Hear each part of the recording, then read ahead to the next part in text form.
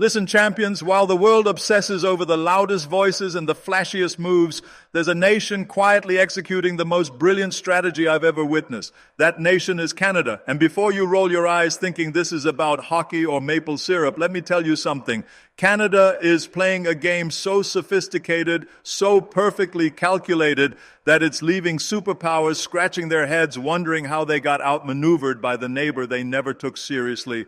You want to know what real power looks like? It's not the guy screaming in the gym about how much he can lift. It's the disciplined athlete who shows up every single day, perfects his form, builds his strength methodically, and then quietly breaks every record while others are still talking. That's Canada. In a world where nations are throwing tantrums, making noise, and burning bridges faster than they can build them, Canada has been following a playbook that would make any champion proud. They've mastered something most countries never learn, that true victory isn't about winning today's headlines. It's about positioning yourself to dominate tomorrow's game. While others exhaust themselves in short-term battles, Canada has been preparing for the long war.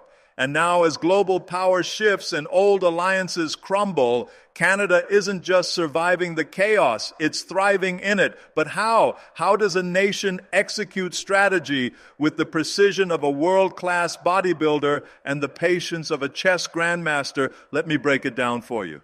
You know what separates champions from wannabes? It's not talent, it's not luck. It's the ability to think beyond the moment, to see the bigger picture when everyone else is focused on instant gratification.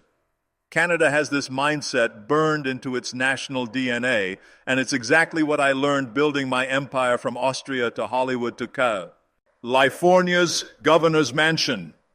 When I first arrived in America, everyone told me my accent was too thick, my name was too difficult, my dreams were too big. Sound familiar? That's exactly what the world has been telling Canada for decades. You're too nice, too quiet, too cold, too small to matter in the big leagues.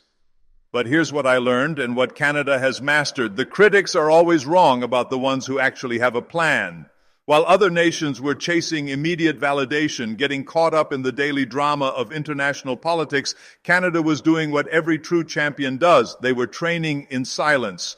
They were building systems, strengthening institutions, and creating frameworks that would pay dividends not next month, but next decade. That takes discipline. That takes vision. That takes the kind of mental strength most countries simply don't possess. Look at how Canada approached the global financial crisis of 2008. While major economies were collapsing under the weight of reckless speculation and short-term thinking, Canada's banking system stood firm. Why? Because they had been building conservative, sustainable financial institutions for years. Not because it was popular, not because it got them headlines, but because it was right. They understood that true strength comes from preparation, not improvisation. This is the foundation principle that separates Canada from the pack. Strategic patience combined with relentless preparation. They don't react to every crisis like it's the end of the world. They respond with calculated precision because they've already war-gamed these scenarios. They've already built the muscle memory needed to handle pressure. And just like in bodybuilding, where the real growth happens during rest and recovery, Canada's power has been growing strongest during the moments when the world wasn't watching. While others were flexing for the cameras, Canada was in the gym, perfecting its form, building the kind of strength that lasts. Here's something I learned early in my career. It doesn't matter how strong you are individually if you're standing alone. The strongest man in the world can't move mountains by himself, but give him the right team, the right connections, the right network, and suddenly the impossible becomes inevitable. Canada figured this out before anyone else, and they've been building the most sophisticated alliance network on the planet. While other superpowers were flexing their military might and demanding submission, Canada took a completely different approach. They became the nation everyone actually wants to work with.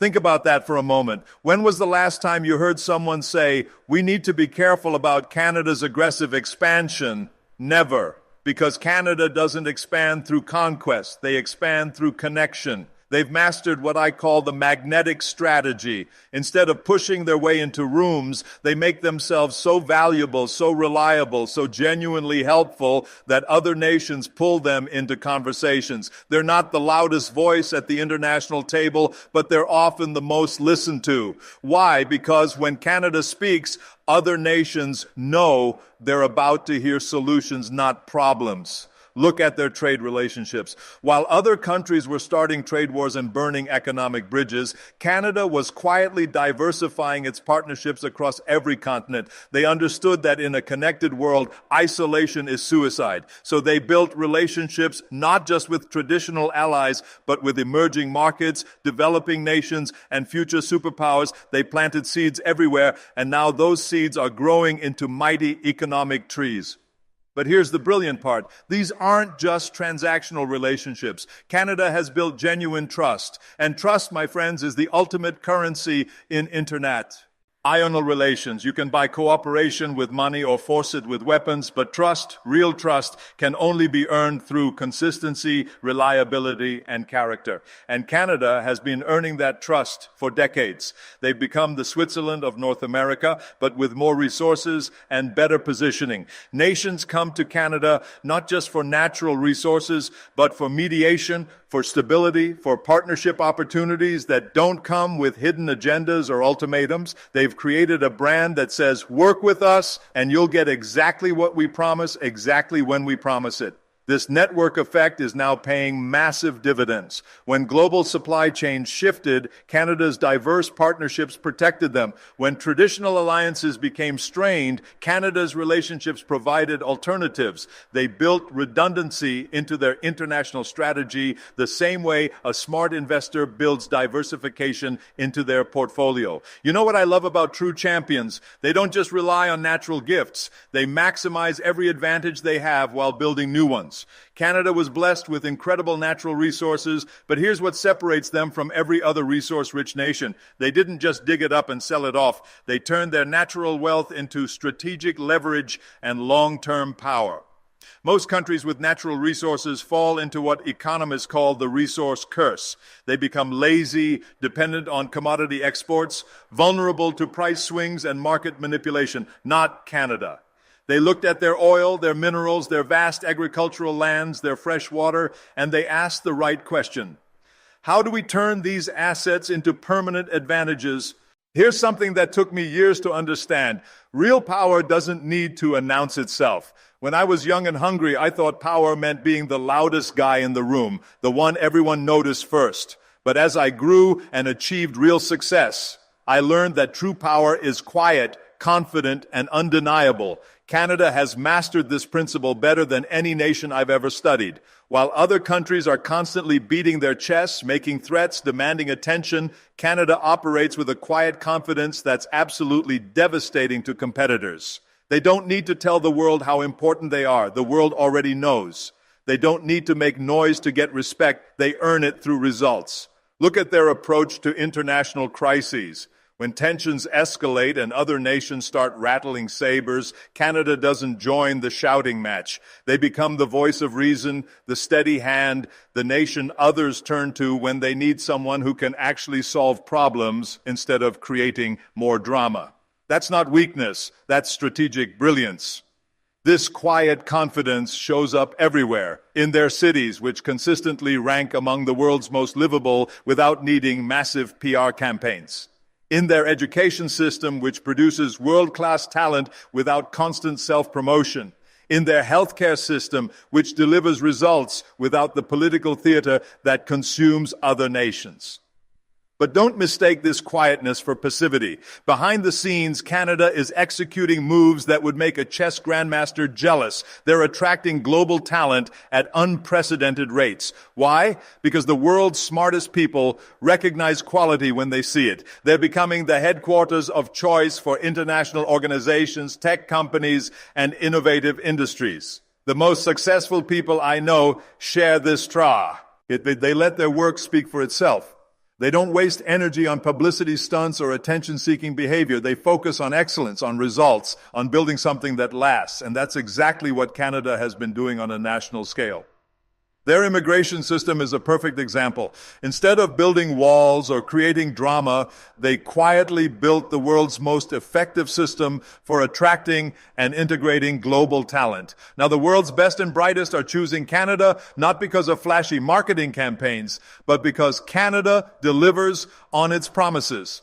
This quiet dominance is perhaps their most powerful weapon because it's completely underestimated by louder, more aggressive competitors. While others exhaust themselves in publicity battles and political theater, Canada conserves its energy for actual achievement.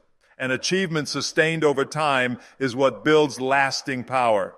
Here's something most people don't understand about power. In the long run, the strongest foundation isn't military might or economic leverage, it's moral authority. And Canada has turned its values into the most sophisticated strategic weapon system I've ever witnessed. They've proven that you don't have to sacrifice your principles to dominate. In fact, your principles can become your greatest competitive advantage.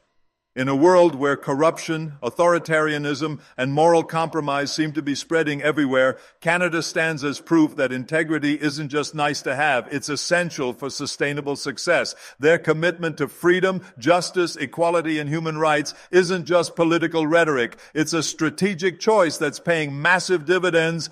Think about it from a business perspective. If you're a multinational corporation looking to expand, where do you want to invest? In a country where the rules change based on political whims, where corruption might undermine your investments, where human rights violations could damage your brand, or in a country where the rule of law is predictable, where institutions are stable, where your employees and customers will be treated with dignity and respect? The answer is obvious, and that's why global capital is flowing toward Canada at unprecedented rates. Their values aren't just morally right, they're economically magnetic. Companies know that when they build in Canada, they're building on solid ground. But here's where it gets really strategic.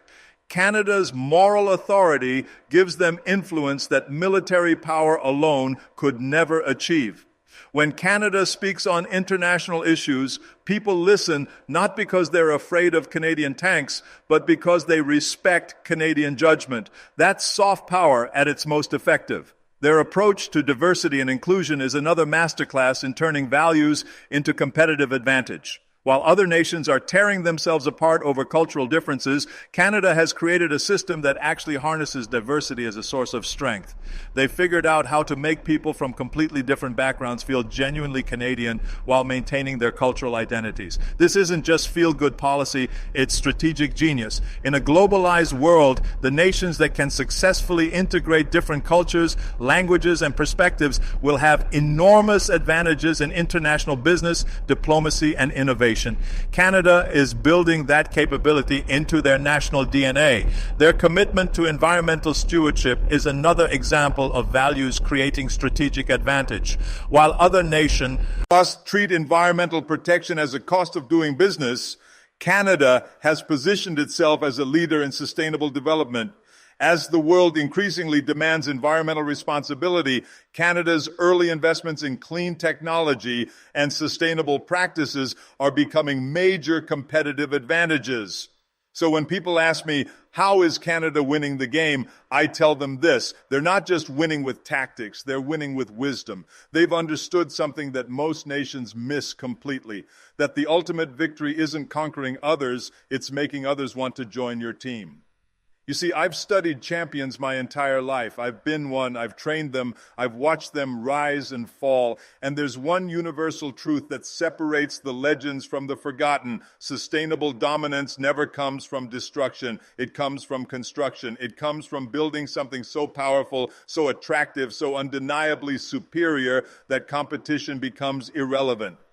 Canada has built something extraordinary, a nation that grows stronger not by defeating enemies, but by creating allies, not by taking resources from others, but by maximizing their own, not by forcing respect, but by earning it through consistent excellence. That's not just smart strategy, that's championship thinking at the highest level.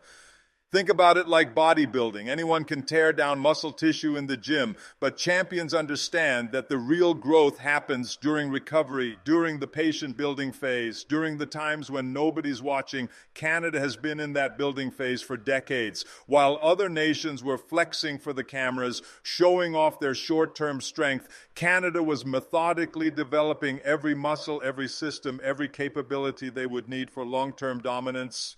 And just like in bodybuilding, the results are becoming undeniable. While other nations exhaust themselves in endless conflicts, Canada conserves its energy for building, creating, and improving. While others burn bridges, Canada builds them. While others demand loyalty through fear, Canada inspires it through example. And now, as the global order reshapes itself, Canada isn't scrambling to adapt. They're perfectly positioned to lead. The evidence is everywhere you look. Global investors are choosing Canada. International students are choosing Canada. The world's most innovative companies are choosing Canada. Families seeking better futures are choosing Canada. This isn't happening by accident. This is happening because Canada has created a comprehensive ecosystem of success that attracts excellence like a magnet.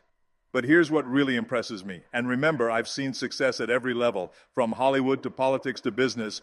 Canada's victory is different. It's not built on anybody else's defeat. When Canada wins, other nations can win too. They've created a model that elevates everyone it touches. That's not just rare in geopolitics, it's revolutionary. The world is finally waking up to what I've been watching for years. Canada isn't just a nice place to visit or a friendly neighbor to have. Canada is the future. They're showing the world what's possible when a nation combines strategic thinking with genuine values, when they choose long-term success over short-term gratification, when they build power through partnership rather than domination. This isn't luck. This is an accident. This is the result of decades of disciplined execution, strategic patience, and the courage to stay true to their principles even when it wasn't popular. Canada has proven that you don't need to be the biggest, the loudest, or the most aggressive to win. You just need to be the smartest, the most consistent, and the most trustworthy. And let me tell you something else I've learned from decades of competition. When you're winning the right way, with honor and integrity, your victories compound. Each success makes the next one easier.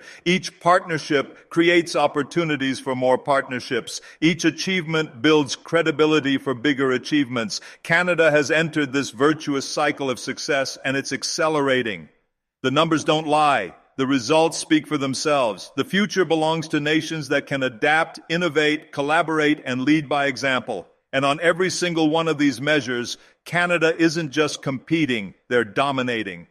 And that, my friends, is how you win the ultimate game. Not just for today, not just for tomorrow, but for generations to come. Canada has built something that will last. They've created a legacy of strength through wisdom, influence through integrity, and power through principle.